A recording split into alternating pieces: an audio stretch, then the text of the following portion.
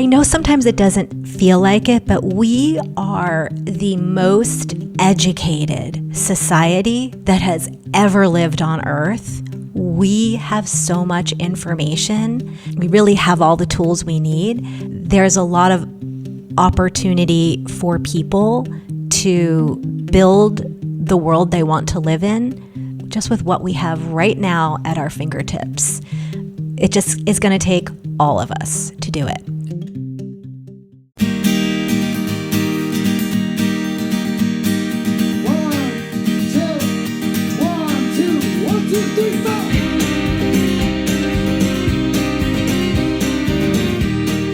You are listening to Granite Goodness, the show where we interview New Hampshire people making the world a better place. My name is Andy DeMeo, and today I'm coming to you from Treeline Outfitters in Portsmouth, New Hampshire. My guest today is Dr. Nancy Pearson, who is an author, speaker, and local government evangelist. We talk about making civic engagement sexy. We talk about the history of public meetings. We talk about the many different ways in which people are modernizing democracy and the ways to engage in our civic systems. We talk about all that and a lot of other stuff on this episode of Granite Goodness. I hope you enjoy it. Nancy. Hello. Welcome to Granite Goodness. Thank you for having me. Thanks for being here. I'm learning so much about you so fast already. We're learning that you're Italian. You used to be on TV. Mm-hmm. What Those else? two things aren't connected. I don't know. Are you sure about that?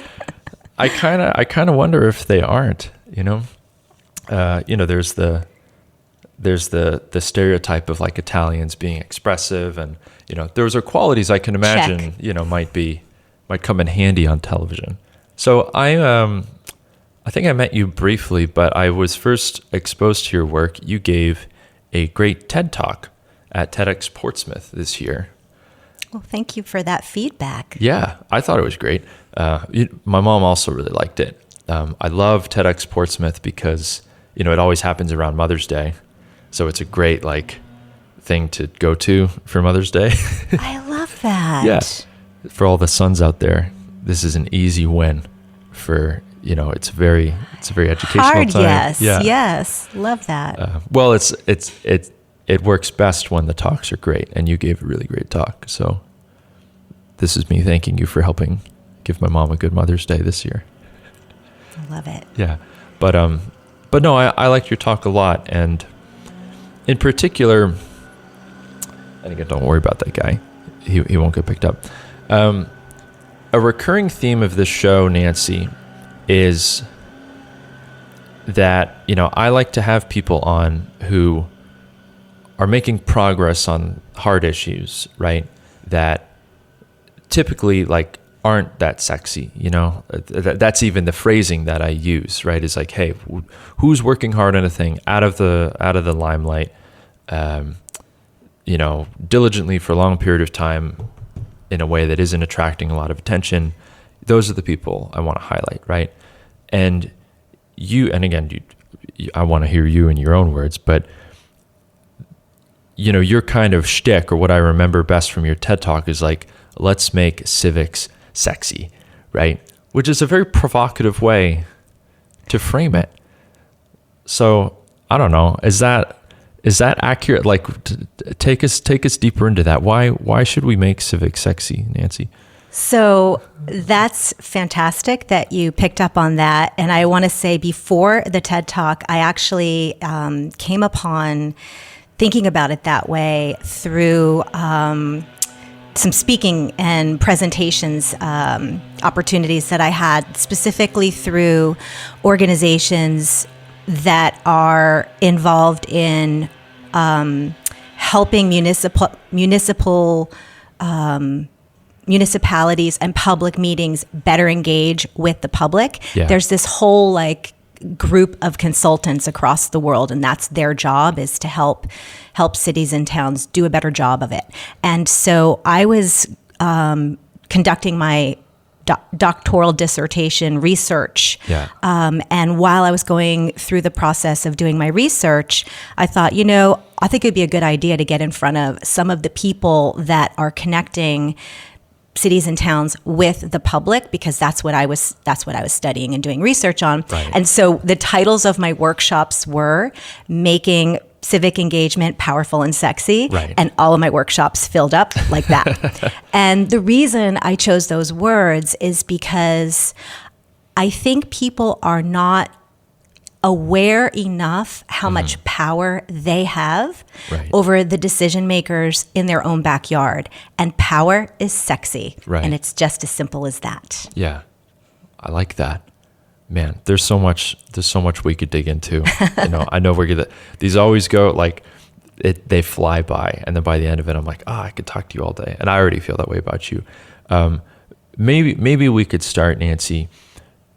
This is a New Hampshire oriented show, and we have a proud tradition of civic engagement here. But in terms of New Hampshire itself, could you share a little bit about, your relationship with the Granite State or this area? It's okay if you live in Massachusetts. We're not going to excommunicate you, but tell me about your relationship with New Hampshire. Sure. Well, I was not born in New Hampshire. I was born in Massachusetts, and so was my husband, although we met in a different state. We both grew up in Plymouth County. I like to say in the shadow of the Pilgrim story. Love it. So that's my, that very colonial view of New England and of the United States. Yeah. And I had just finished becoming a certified Montessori teacher at the elementary school level. And I got a job at the Cornerstone School in Stratham, New Hampshire. Yeah. And I have to say that up until that point, I was in my 20s. Up until that point, I had ever only driven through New Hampshire to get to family in Maine. Sorry, New Hampshire. We get that a lot. But I hadn't really spent that much time in the state, or frankly thinking about the state very much. It just seemed very cold and very north. Yeah. So I learned very quickly there was a whole region called the Seacoast, and that I was going to live in it. My husband, my 4-year-old son, my dog named Simon, and my kitty cat named Mama Kitty, we all moved up. Yeah. In, are you ready for this? 1995. Oh my God. That's the year I was born. We moved to Dover. Yes, I am. I'm elderly, so we'll just get that out of the way. I'm an elderly person. Yeah, but we celebrate that. Oh, heck wise. Yeah. You have a youthful spirit. We moved into Dover. I am not even, I'm going to blow your mind. We had a 3-bedroom home with a fenced in yard, a beautiful deck that wrapped around a pool and a garage. And our house was $93,000.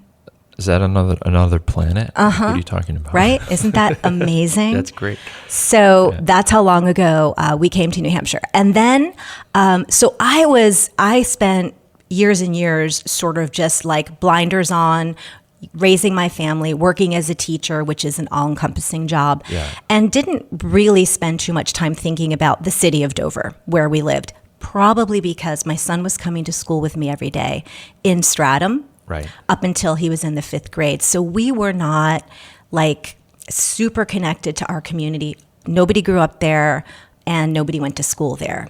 So I never felt that kindred spirit with the community, other than I thought it was beautiful. Right. I thought the downtown was charming, but that was basically it. Yeah. Around 2000, I sort of dusted off my theater bona fides and got involved in the theater scene in Portsmouth at the Players Ring, which is on Prescott Park. And this is, when you say theater bona fides, when you were a kid, or high school and college. Yeah. I was very involved in theater in high school and college, and I missed it. Yeah. And of course, I always did it in my classroom with my students. My classroom, we did everything through arts. That I should mention that, because that plays a major role, and it's a theme running through my career.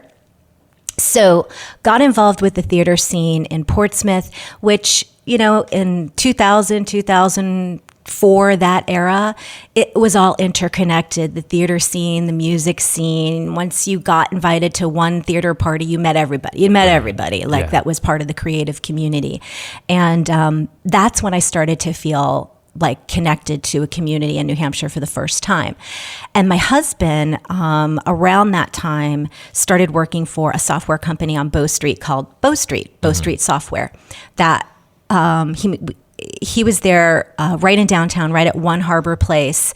And so he was working in Portsmouth. All of my like fun stuff was happening in Portsmouth. Pretty soon our friend group was all in Portsmouth. Right. And all we were doing was sleeping, basically, in Dover. Yeah. And so fast forward a few more years, our son was in college, and that's when we decided, why don't we try to get into Portsmouth before we're priced out? Yeah. Because I saw, what was happening. Right. So we did that in 2011. And we moved into one side of a 2-family that, and this is important, within view of the City Hall complex. Okay. So that's the neighborhood that I live in Portsmouth. Yeah. And so moving to Portsmouth was just this logical progression to continue doing what we were doing. At that time, I was working at UNH in the theater and dance department. Mm-hmm. There's that theater thing. Yeah. And I was just finishing up a master's in public administration, which I have to say most of my career trajectory are a bunch of happy little accidents because I had no mentor and I had no real plan and I had no real sense of what I could do. Right. But you're probably happier for that now. Well, right? I don't know. I grew up in an era that I just didn't have a lot of female role models in the suburbs. No blueprint for you. Yeah. Right. And so in the suburbs of Massachusetts, I should say. So I was kind of just, things were just sort of happening to me in my career rather than me going out and seeking them. So at this point, UNH, I was grandfathered into free graduate school if I wanted it. And I was like, I'm going to take advantage of that. What I thought I wanted to study was nonprofit management. Mm-hmm. The university didn't have that particular program of study, but I could create a nonprofit management experience through the public administration program. At the time, it was in the School of Political Science. So I did that. And when I moved to Portsmouth, this is another like sort of thing that was one of the things that changed the trajectory of my life for the next decade or more. A girlfriend suggested that I volunteer to sit on the board of ArtSpeak, the cultural commission for the city of Portsmouth. And I thought, oh, that's interesting. Yeah. What is it? What does it do? Yeah. And I realized that it was connecting the arts and culture community, which of course is not only just, your music halls, your players' rings, but also Strawberry Bank, historic houses, and the history. So the history and culture that is really the personality of Portsmouth. I always remind people, we don't have a sports team. The university is not here. Right. But we have a very strong identity as an arts and cultural community. Mm-hmm. And I think most people would agree with that. Yeah. That's kind of our thing, history, architecture, culture, and the arts. So I learned very quickly how the city itself, the city hall governing entity, connected arts and culture to economic development and historic preservation and all the things that make Portsmouth the way that it is. Yeah. And I also started to understand how city government worked here, and every year had to go before the city council and request a very, very small stipend for ArtSpeak. It was like $15,000 to do the work that we had to do on behalf of the city, mostly revolving around public art, but also taking surveys and making sure that the business community was, connected to the arts community and the Chamber of Commerce, and just sort of like making sure that there was somebody speaking up for that community that was so diverse, Yeah. And what I learned was those first couple of times I had to go before city council, my heart was beating out of my chest. It's very, very nerve-wracking to go into that like hallowed chamber, and there's the decision makers, and they're all up on this giant dais, and above you, they're wearing suits, and they're all very somber, and they're not allowed to speak to you. Yeah. Sometimes it seems like they're not allowed to smile, which is not true. That's definitely not in the law somewhere. Exactly. But, and so it's nerve-wracking. And, you do it a couple times, and you get to know who the people are. And so I sort of naturally started to pay attention to some of the other decisions that they were making. Yes, they always gave us our funding. But what are some of the other decisions that they were making that affected the community that I cared about? Mm-hmm. So things like affordable housing, parking, the vitality and health of the downtown. Of course, if you have people coming into something at the music hall or Prescott Park, what are they going to do before and after? We got to make sure there's places for them to go and stuff to keep them here, right? And that's when I realized I just had made the assumption that people who are voted into office are the smartest people that you could find in the city. Right. And I learned that while that's true for some of them, it wasn't true for some of the other ones of them. Right. And so I'm sitting there thinking, well, this is interesting. I bet there are people in the city that are just as or even more capable of sitting in those seats and making decisions on behalf of a whole community. And there was one election in particular. It was the year 2015, and they were coming up on the fall elections for the new city council that would be seated in 2016. And one of the really, really good, smart, and incredible city councilors, Chris Dwyer, she wrote an op-ed in the Portsmouth Herald, and she basically said, where are all the leaders, and why are you not running? We need you. We need you up here. We need you to be participating. And the next day, I went to City Hall and I gave them my $5 and I applied. I signed up to run. I filled out my paperwork and I ran for city councilor on an arts platform. Because I felt very strongly that this is who we are as a community, and it connects to everything. It connects to development, like I said before, affordable housing, parking, economic development, if I hadn't said that already. It's the glue. It connects to everything. So if you're going to talk about anything, you can relate it all back to the ethos of who we are, our history and our culture. And I won that first year. Right on. And then I served 2 years, then I ran again.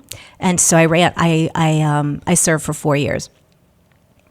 And in that process is when I really had my education. I mean, I had earned my master's, but I really earned my education sitting in that hot seat and understanding the needs of the people in the city.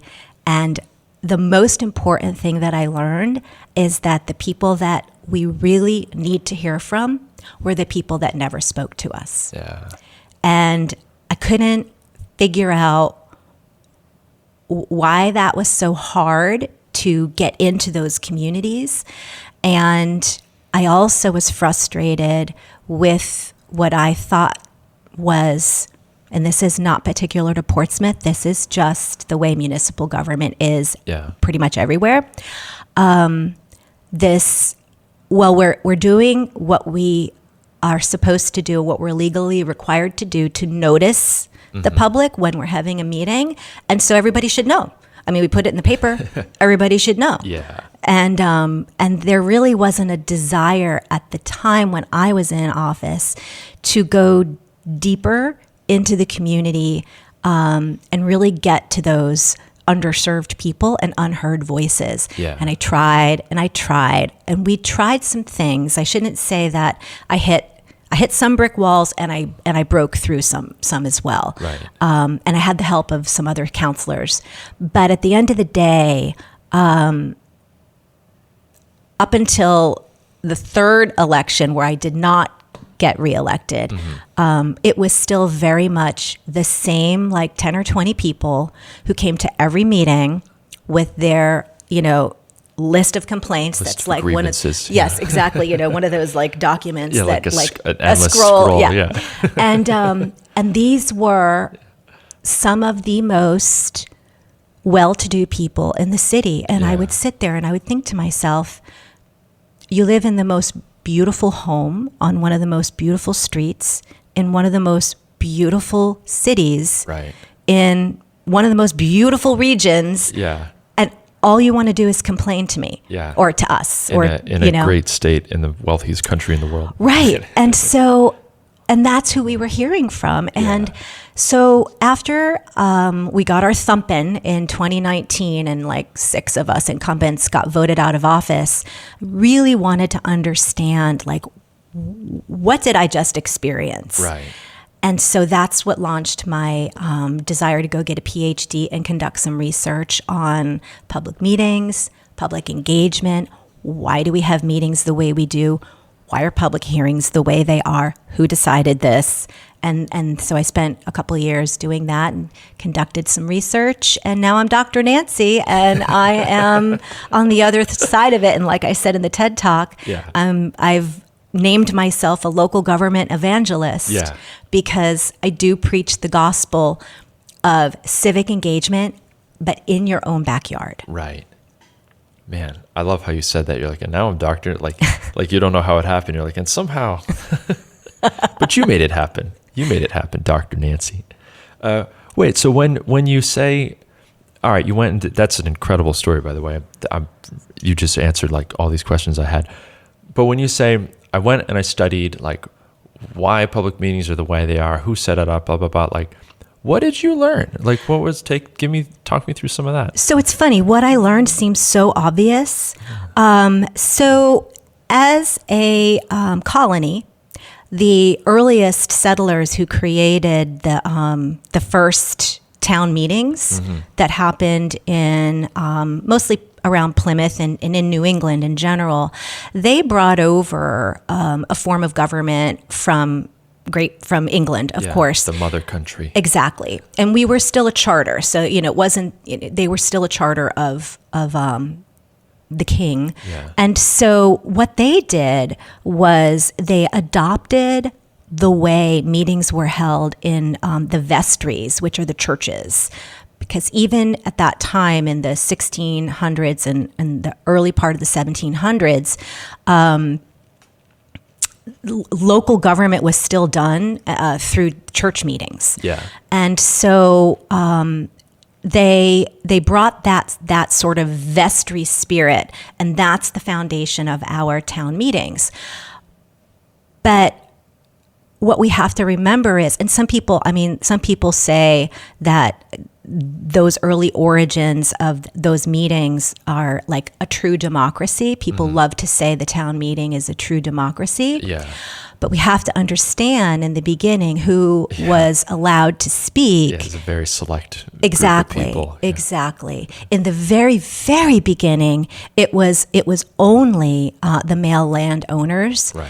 And the colonists learned very quickly that was too small of a group to create consensus, and what they really, really wanted in colonial New England, especially in the Boston area where the most population was, they wanted consensus because it was easier. It was easier for the Puritans, although they didn't call themselves that. That's kind of a derogatory term, but what they wanted was consensus so that they could push their agenda of extreme religious rule. So they opened up who could speak to non-landowning males, but they still had to like jump through a bunch of hoops. Sure. But certainly any native peoples that were here, any Caribbean or African people, and they were here. Yeah. They were here. Some of them were enslaved and some of them were not, but they were here in New England. Yeah. They were not allowed at these meetings to speak. And of course, no women. Right.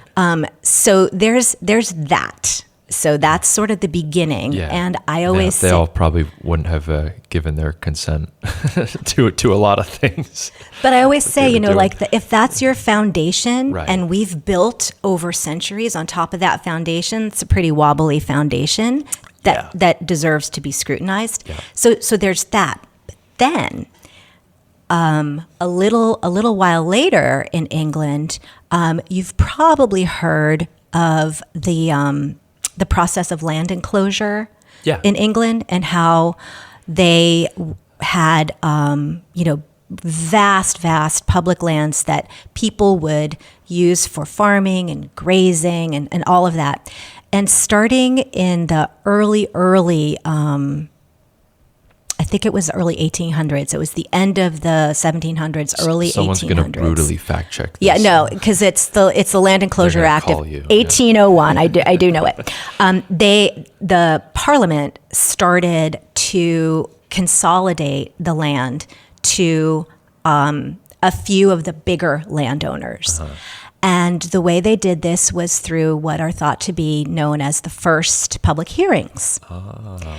And so the way the public hearings were set up by Parliament was that members of Parliament, the MPs, would go from county to county throughout the countryside, and they would hear from citizens. Right. And I have air quotes here because the definition of a citizen was a landowner. Yeah.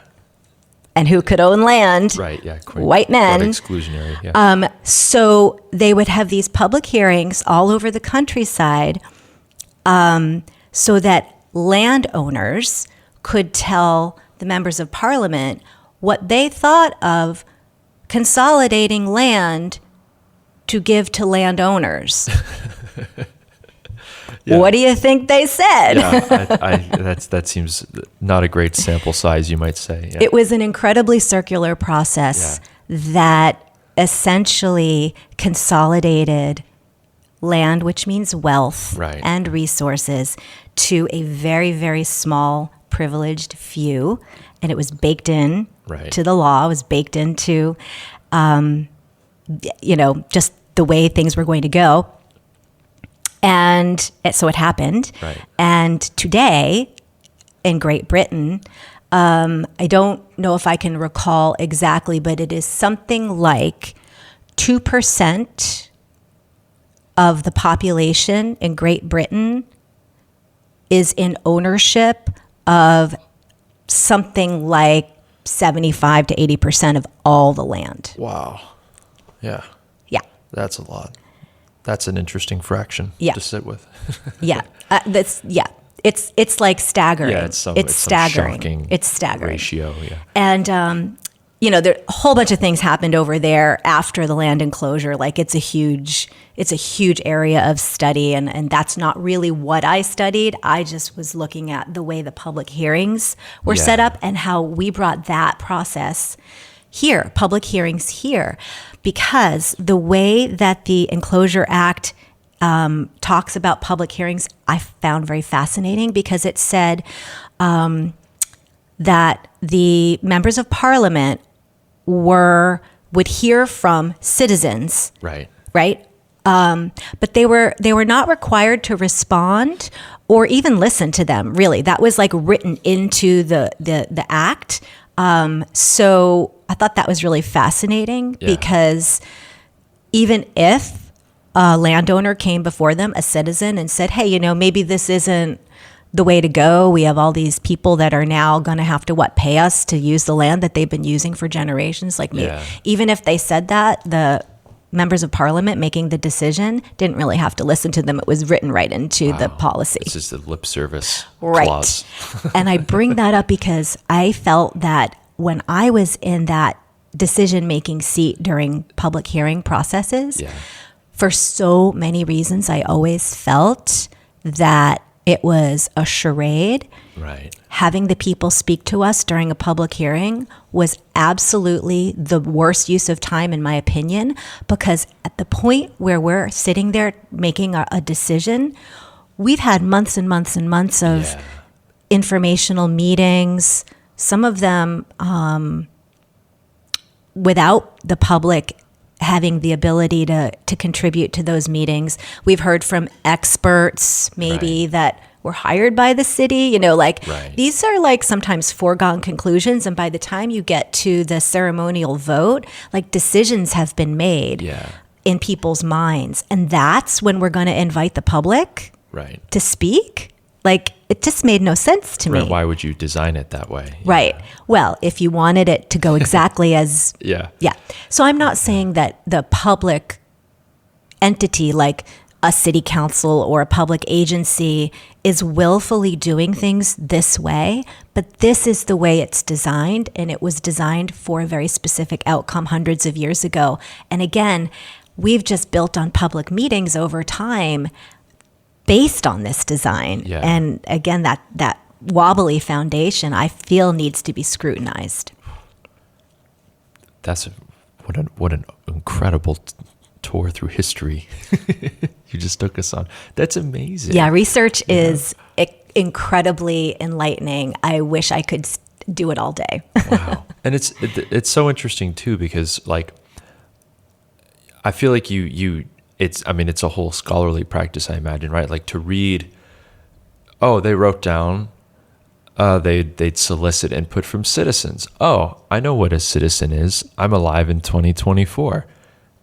That means something very different to us, right? Than it would have meant to them. And you wouldn't know that unless you were willing to be critical of, the people who wrote it or the source or the tradition is all these things. And like, I don't know. I think that's a good practice to ask, why is it the way it is? Yeah. Who set it up that way, That's some of my earliest memories in my life are me sitting there thinking, why are we doing things this way? Why is it that way? Who decided that? And that's just something that's always stayed with me. And being an elderly person now, I have the freedom to go and explore that. You're like, I don't care. Yeah. Why do we do it that way? I'm going to go figure it out.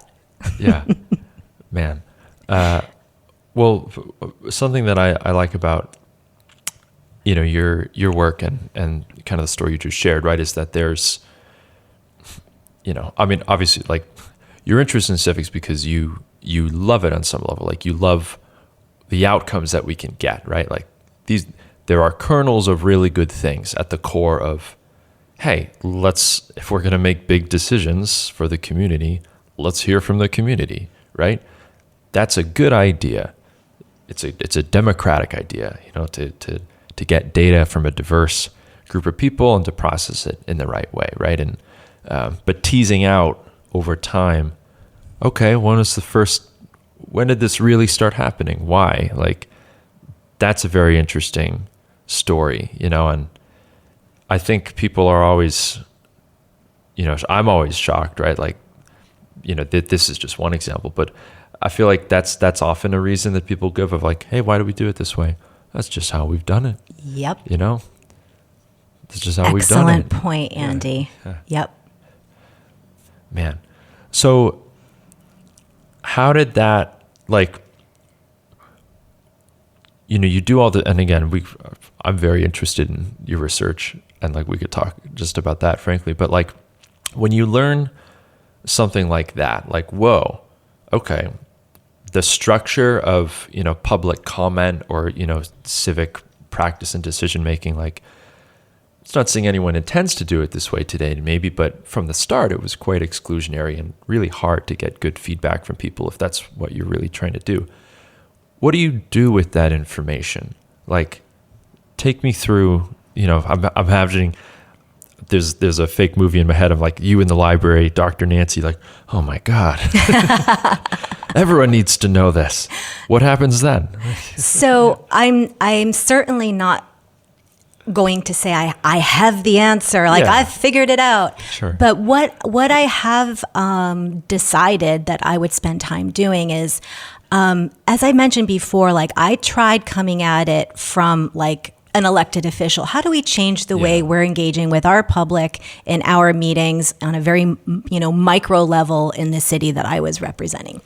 And I think that was the wrong way to go about it because it was top down. Sure. And I think the most effective way for civics to be representative is from the bottom up.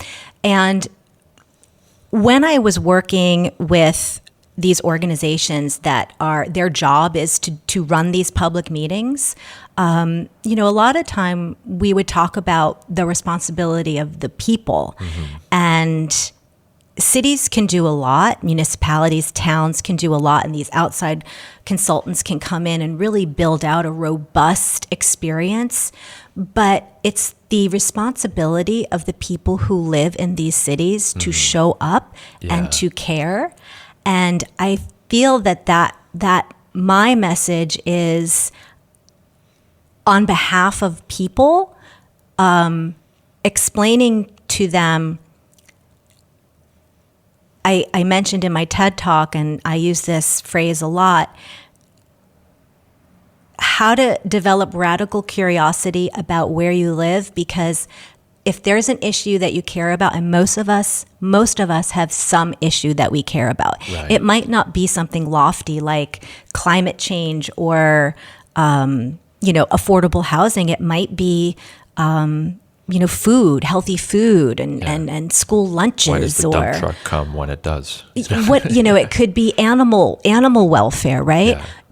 I guarantee you, though, historic houses, whatever it is you care about, almost without hesitation, I can say there is somebody in your community, probably connected to the actual municipality, that is working on that exact issue.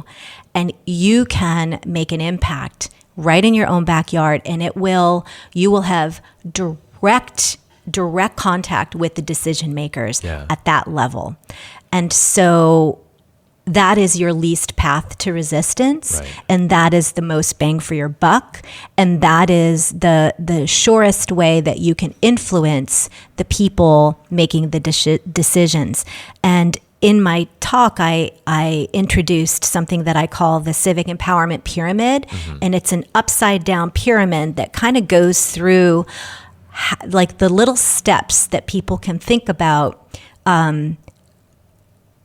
the levels of engagement and the effect they have on the decision maker. Yeah. So, I always start with saying, commenting on Facebook is great, or making a tweet or whatever. Making a tweet. Yeah. I sounded geriatric.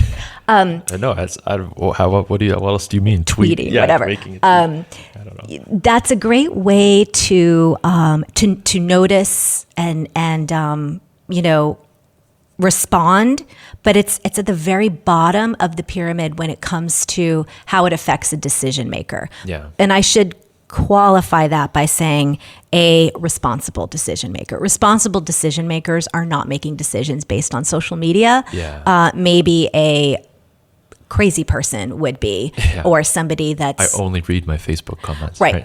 But, Here's your tax policy. There's way more meaningful ways to get engaged. And, what you want to do is to work your way up to more contributing on a more meaningful level, getting in the same room with those decision makers, and showing you're a serious person that can be relied on for whatever it is that those decision makers need, whether it's connecting them to community members, bringing in information, your perspective. You might be a knowledgeable person in this area, and your expertise might be the thing that these decision makers need, right? You just never know.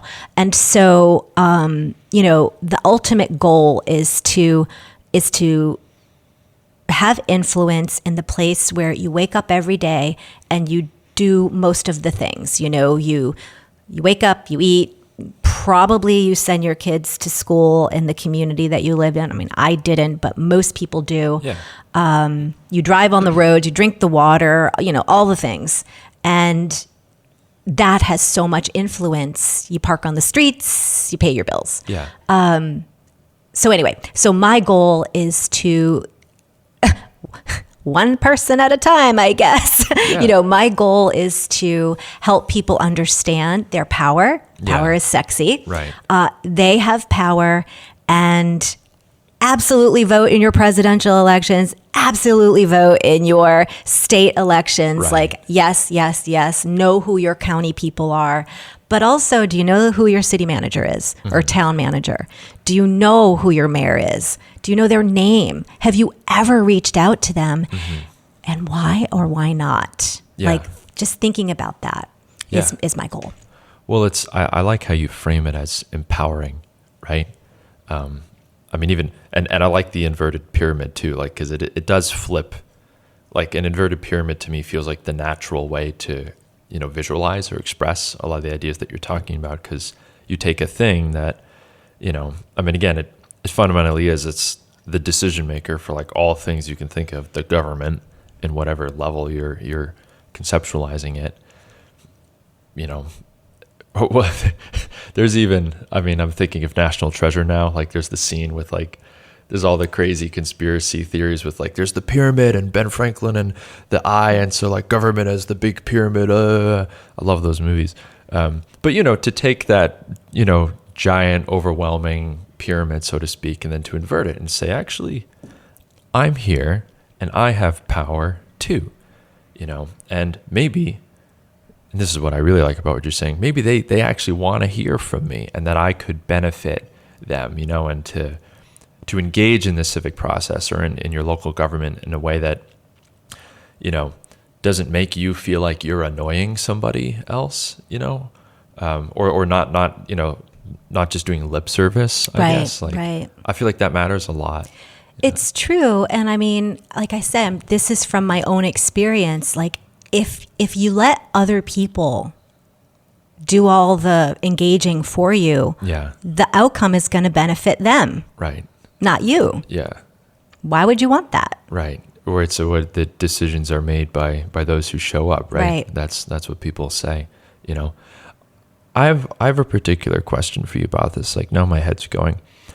And I think what you're doing is really awesome and we need more of it. But what would you say to people? I mean, you're working at like the systemic level, so like it's better, but I think a lot of people in the modern world, they have a kind of like fatigue, particularly if they, there's a thing that they feel like they should do, and they're like, volunteering fatigue. Like, there's this problem, that problem, that problem.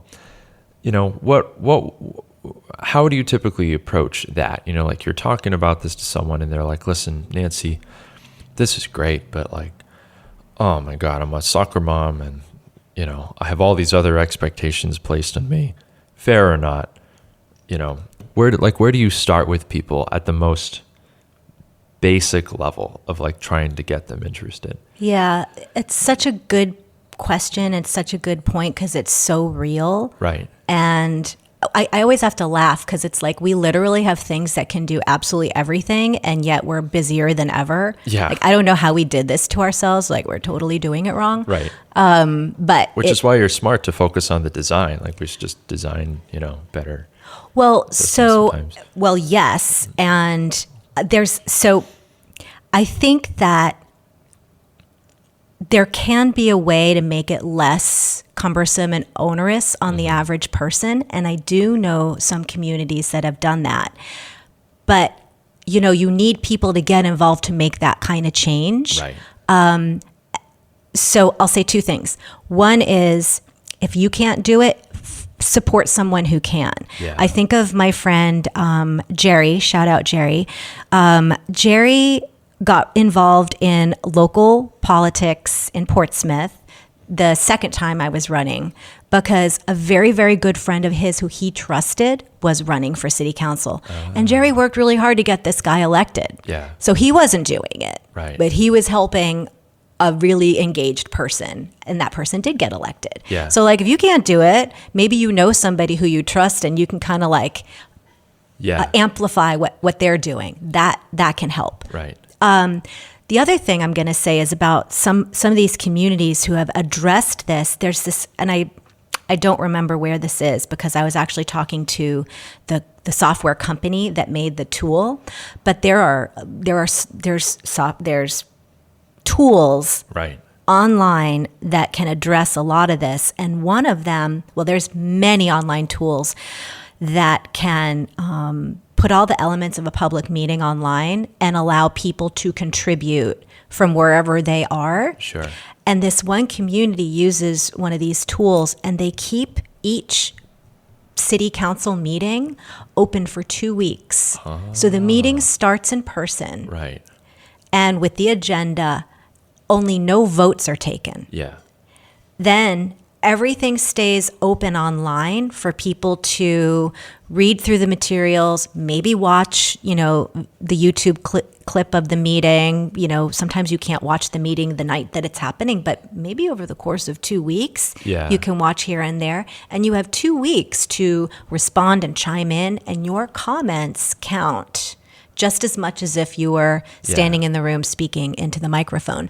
And then the meeting closes, and then they take all their votes because they've gotten the input from the whole community. So that's just one example of most people can probably spend over the course of 2 weeks, spend time looking at agendas, seeing what's going on. If there's anything you really, really care about, and it's time-stamped on a YouTube, maybe you can go watch the 20-minute discussion or listen to it while you're walking your dog or in the car, driving your kids to school or whatever. But there, people aren't going to make these changes if there isn't a demand for it. Right. And that was part of my research. I did a multi-city case study on what happened when 3 cities in different parts of the country, they're anonymous, I can't tell you, but one was in the Southwest, one was in the Southeast, one was in the Northeast. And they were all manager council forms of government, same type of government. And they were all municipalities that were classified as cities, so urban. So how many, same population size? One city was about 22,000, one city was about 90,000, and one city was almost 1 million. Oh, so a whole spread. So a spread. Right. But what I wanted to understand was, because I saw it happen during COVID, when the traditional municipal public meeting with the traditional public comment was completely disrupted during the shutdowns, during the pandemic, and how cities all over the country scrambled to figure out how are we going to hold our public meetings and how are we going to engage with people. Right. And all of a sudden, all these innovations that I used to beg the city to be doing, and now all of a sudden, now they're doing them, you know, now there's Zoom, now there's this, now there's that, now there's all these tools.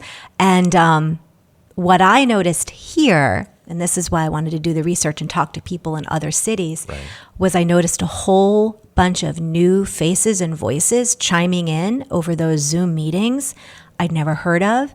And some of the regulars, those 10, 20 people that come to everything with their scrolls of complaints, I hardly heard from them. Right. So it was like it turned public comment upside down. Yeah. And I thought that was really interesting. And I wanted to understand what happened in other communities that had those physical shutdowns, what they did, what that was like, who they heard from, what that experience was like on behalf of the people who had to design and run those meetings, and what they observed, and what, if anything, they kept when things reopened and went back to normal. Yeah. And all 3 communities kept some element of these online opportunities because they all saw the benefit of accessibility, and they all saw, more voices, more diversity than had ever participated before. So that's what I studied. But again, those people showed up. Yeah. And that's what made the difference. So you got to show up. Right. Man. I mean, even that would be a good, because I feel like if you ask the average person, you say, hey, or even, as you said, they care about civics, they just may not know it. If you ask them that, I would say, no, I don't. Say, okay, well, do you care about your taxes? Do you care about there being garbage on the sidewalk? Do you care about employment everything? You say, oh yeah. But I feel like that the convenience alone, I feel like might be a convincing to be like, okay, what do you care about? I wish it were easier to get involved in my local community. And like, maybe that's your issue. Maybe someone's issue is, I just want to make it easier for people like me who are, busy. But that's a really cool, I was going to ask you, like, are there successful examples? But that's a really good one. There are. And there are really progressive, and I don't mean like politics progressive, but really progressive things happening in cities as it relates to how they engage with the public. And a lot of it is digital. Because they know there's just, now like 2, maybe 3 generations of people that they just live on their devices, and that's where they are, and you got to meet people where they are. Yeah. Well, it's what you'd want to see, right? Like, it's good that we have people out there who are trying to modernize democracy, and there's all these different, there's different ideas of how to do elections to be, more representative. There's different ideas of how to get people engaged in local government that works better. So it makes me very happy. Like, this is a very good Granite Goodness example of like, hey, this thing you might not think about that much. A lot of smart people working really hard. To make it better. Man. Another thing that I picked up on that I thought was a fascinating through line, right, was like when I asked how do you like help people who are, time strapped or whatever, you said, elevating someone else or helping someone else who's already involved, that's a good way to do it. And this idea of,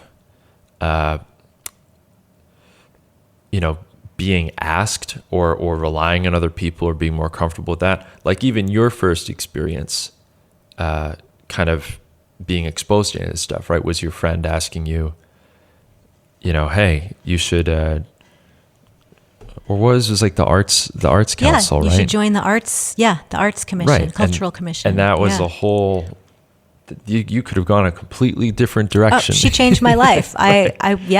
Yeah. But there's something to like about that, like I think we're all, well, maybe that's not fair to say, but I think often people are apprehensive of asking other people to do things, to volunteer, to help. And I think it's often actually a really good way to, I don't know, what is it? I think in we can make an American history reference here.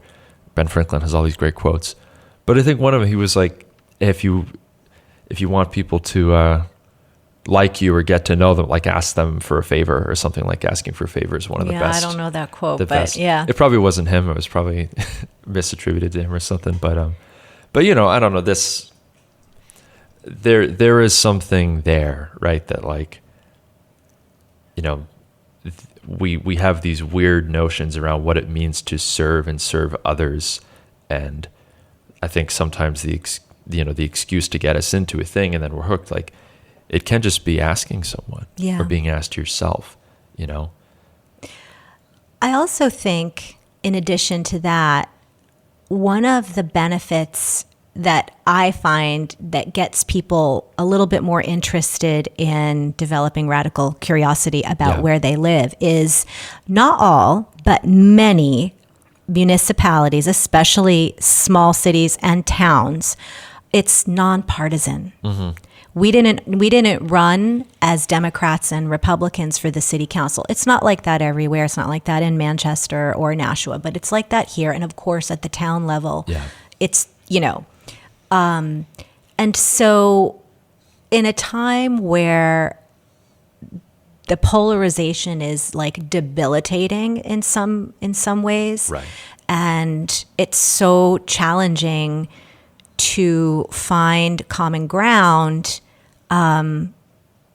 It's kind of cliche to say it, but like, I think we all can agree on things like trash pickup, right? And we want to turn on our faucets and have clean water with no PFAS chemicals coming out of them. I mean, there are things that we all want, no matter who we vote for in a presidential election, and that can be really appealing because when you can find common ground with people that otherwise you have a hard time connecting with, it's incredibly incredibly rewarding, and it reminds you that, oh yeah, like there's probably a lot more that we have that we agree on, and probably just a little bit that we don't. Right. And this little bit that we don't gets all the attention. As you were saying earlier. But the quality of life stuff is, in some cases, it's pretty universal. Yeah. No, I agree. I agree with you.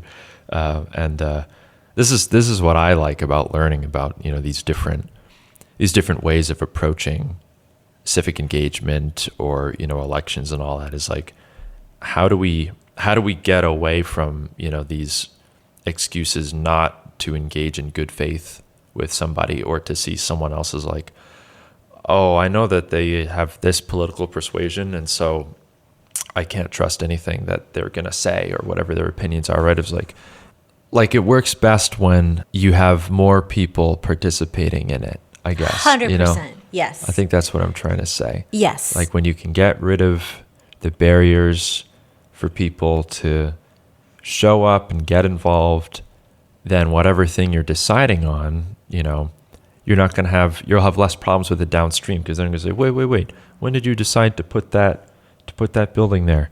I wasn't involved. Well, we had 6 months of meetings about it. Yeah. No, absolutely. I always think of, there was a lovely, lovely gentleman in town named Vernon. He has since passed on, but he had extreme mobility issues. Mm-hmm. He wasn't in a wheelchair, but he absolutely had like the rollator, like the walker on wheels. Yeah. And like, if I happen to be, it was back in the day when Breaking New Grounds was sort of like Grand Central Station of Market Square. He'd hold court there on any given day with his giant iced coffee and his stack of beautiful cards that he got across the street at the Hallmark store. And he would just be writing lovely notes. I got many of them over the years. Vernon was like a national treasure, certainly a local treasure. And I would hear from him all the time about when he had a hard time getting into or out of somewhere. Mm-hmm. And especially if we were talking about revitalizing, like, for example, the Von Mall area. I remember we were doing some kind of like tactical urbanism experiment. And he said, well, as long as there are all those raised curbs everywhere, like I can't get into anything. Like I can't participate, and I can't anytime there's a step. So please keep that in mind. And it's like, I know that city staff people have requirements, but like when you're doing community stuff, like the urban tactical stuff we were doing in Von Mall was a bunch of volunteers through a civic organization. Yeah. They were working in conjunction with the city, but it was like it was a temporary thing to try bringing some vitality to that area. Yeah. But if he didn't chime in specifically and have his point of view, and I invited him to come during the day so that he could be there as a like physical symbol of somebody, needing that kind of forethought. So that's just an example, of like, if you just have a bunch of able-bodied people coming up with ideas, you're going to come up with something that's really, really great for able-bodied people. Right. Yeah. And we need rather, right? Like we need the Vernons of the world to participate, and it's not it's a non-zero sum thing, like you actually, I wish it weren't this way, of course, right? Like I hope someday like that we can live in the world where it's like, it's just assumed that, oh yeah, there's accommodation for folks like Vernon, and it can be a seamless. Yeah, we're getting better. No, but, totally. But thankfully, he developed a relationship with me and a couple of other people in those decision-making positions, because he felt comfortable directly contacting us. Yeah. And he was incredibly empowered. Yeah. Well, it's as you say, it's empowering. Yeah. Civics is powerful. Right. Man. And when he died, we had the mayor speak at his little service. So, Oh, sure. Yeah. I like that story because I don't know. I mean, it's like there's a friend of mine. Her name's or their name's Jules Good. I know Jules. Yeah. I figured you would. They're really great at thinking of all these things. The accessibility issues and all that. And what a thing that they helped me understand better is that, like, again, it's maybe this isn't like it's the right thing to do, often to, like, there's a very strong moral argument to be made, like, yeah, we should make buildings accessible for people, duh.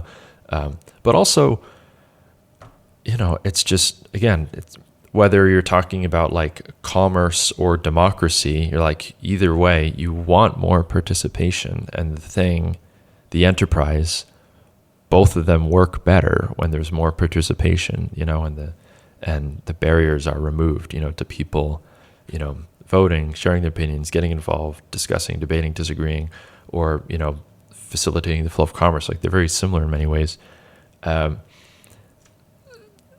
We all gain, when everyone can fully participate in the thing, so it's like, if you're a business and you're trying to evaluate, is it really worth it for me to put in to go beyond like what the law requires me to do and make it like really, really easy for someone in a special wheelchair? Like, what?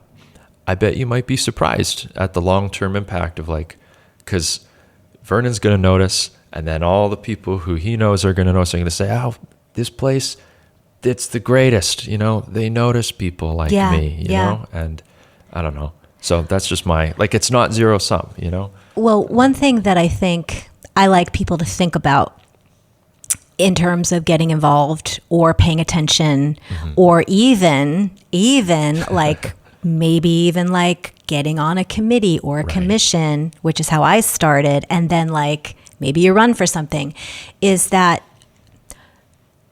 the statistics of voting is one thing. 51% of American voters are women. Like, we know that most because more than 51% of the population is women, right? Yeah. So we know that. But at the local level, the vast majority of people in elected officials, in elected positions are men, are white men. Mayors, the vast majority, white men. City managers, town managers, vast majority. So those decision makers at the local level, vast majority are white men. And the vast majority of the people that speak at public meetings and spend the most time speaking are not only white men, but they're the wealthier white men in the community. And the thinking is, in terms of those who come to speak, it's because they perceive they are the ones that have the most to lose when some sort of development or zoning or whatever is being proposed. But what happens when, at the local level, when the white male is in the decision-making position and also the ones doing most of the talking, we have policies that mostly reflect the desires, mostly, not always, but mostly. I mean, statistically, that's that. And it's nobody's fault. I mean, you're voting for what you see and what your experience is. And when people are coming to tell you their experience, if they look like you and have your lived experience, I mean, it just makes sense, right? So I think if people understood that, women, we're not hearing your voice. The people of color that are living in our communities, we're not hearing your voice to the same extent. The people that are in the socioeconomic levels that are not considered living in the nicest houses in the nicest neighborhoods, those people, if you're living in an apartment, if you're living in public housing, we're not hearing your voice. Most of the time, if you have an accessibility issue, we're not hearing your voice. And so the decisions are reflecting that. So it's just, I think if people understood that, like I said, if you're not telling people what you need, you're not going to get what you need. And that was an interesting way to frame it too, of like, these people speak because they perceive they have the most to lose, right? As opposed to, what if we all encouraged everyone to participate more because we have more to gain collectively, right? And we so do, and sometimes I feel like people, they get so, like, we don't need to like get political, but like even just like some of the basic notions around, identity or racial identity and identity politics, like people get upset when you talk about race in a particular way, or you point out of like, hey, 51% of the voters are women. That's not the percentage of people who, like 51% of elected officials are not women, right?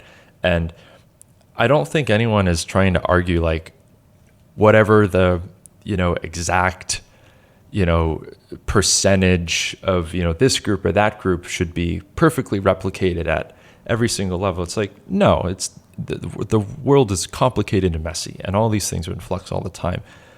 But if it's that out of whack, I think you'd be wrong not to be curious about why that is, right? If nothing else, and then to dig into the history of like, oh, actually, there's a bunch of white dudes, they designed it this way, and it turns out like, and the privilege and the power and the wealth, like it compounds across centuries, And again, it's nobody's fault. Nobody's doing anything. Like, I don't think I'm not saying it's like white men are bad because they're making all these decisions. It's just they have a perspective. It's just an observation. And it's this perspective that they have. Yeah. And unless other people's perspectives is part of the conversation, we're not going to know it. Yeah, and we're not going to make good decisions collectively, right? If we're only privileging the words and testimony of one group with a particular experience. And there's just one really good concrete example of this, and then we're probably good. I know. I'm sorry, I'm keeping you. That's I don't know if it was last year or the year before, but a woman with a stroller in a New York subway, and she fell down the stairs and she ended up dying from her injuries. Oh gosh. And that is a direct result of city planning and transportation and urbanism being a male-dominated field from the very, very beginning. And the way bus stops are designed and the way public transportation was designed, 100 years ago, did not take into account the domestic workers and the women at the lower end of the socioeconomic level and how they were traveling throughout these urban cities. They were designed for men, white-collar men, going to work. Yeah, why would I push a baby stroller on the subway? And it's not anybody's fault. They're not bad people. They just didn't have the perspective. Yeah. And so you have all these stairways around the subway system of New York. And, there's a rare woman that walks around without anything in her hands, babies, strollers, a toddler's hand, whatever. And those are just really hard to navigate. Yeah.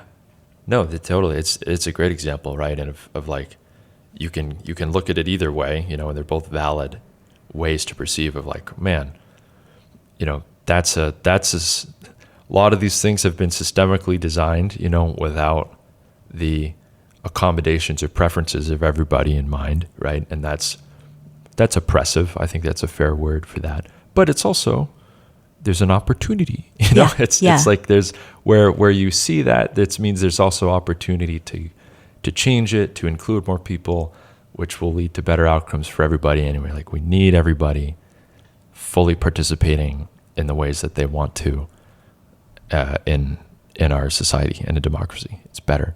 Man, I feel like I could talk to you all day. I can't, but I'm like, oh my God, we've been talking an hour. Is there anything you really want to talk about that we didn't get to? No, I really wanted to make the point about how people maybe don't realize the demographics of who's making decisions in their in their towns and communities. Mostly, I mean, that's sort of like a broad brush statement, and that if they want, if they care about something. If you, listener, care about something, I guarantee you somebody in your community is working on that issue. They're probably connected to the city or the town that you live in some way. Yeah. And the ability to influence the people in the decision-making positions for whatever that issue is so much bigger at the local level than it is at the state or the national level. And it's really rewarding. Yeah. Degrees of separation, right? Right. All right, Nancy, real quick. What makes you optimistic about the future of your work? That's always my last question. You know, I know sometimes it doesn't feel like it, but we are the most educated society that has ever lived on Earth. We have so much information. And so if we want to, we can really, really see where we've gone, like sort of off the path, and how to get back on. Like if we're really honest with ourselves, we can see, you know, we've seen the past. We really have all the tools we need. And so I think that there's a lot of opportunity for people to build the world they want to live in, just with what we have right now at our fingertips. It just is going to take all of us. It's going to take all of us to do it. Yeah. Well, I hope all of us listen to your work and your TED Talk, and I'm going to put all this stuff in the show notes, but this has been really fun, Nancy. You got to come back on someday. Thank you so much. Thank you for inviting me. Yeah. It's been a delight. It's a blast. Hey there, thanks for spending some time with us, and I hope you enjoyed the conversation. You can learn more about today's guest and how to get involved with or support their work in the show notes. If you'd like to suggest a guest for the show or have any story tips for our Good News in New Hampshire newsletter, shoot me a message at hello@granitegoodness.com. Music for this episode was provided by the band Sneaky Miles, who hail from Newmarket, New Hampshire. Until next time, I'm the creator and host of Granite Goodness, Andy DeMeo. Thanks for listening.